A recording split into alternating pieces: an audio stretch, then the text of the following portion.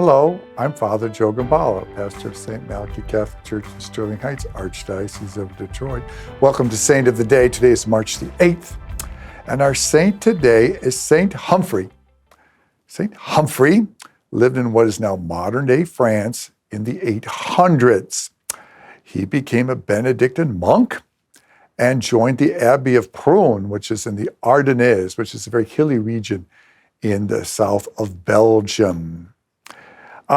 He did a very good job as the abbot and was elected the bishop of the local city.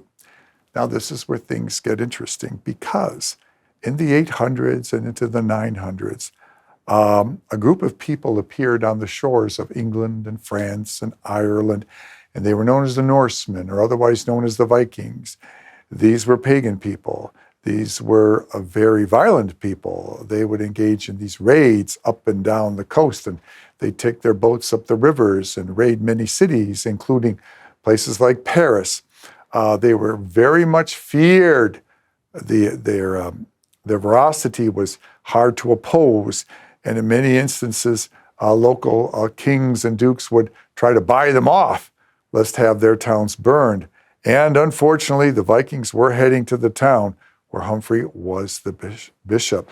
So what Humphrey did is he grabbed all the people in the town, and they head out into the forest in the Ardennes, where his old monastery was.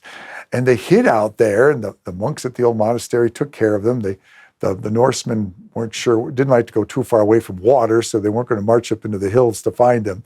And the people stayed there for almost a year.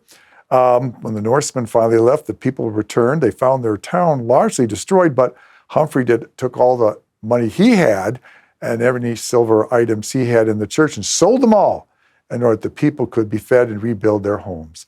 Very much loved, Saint Humphrey.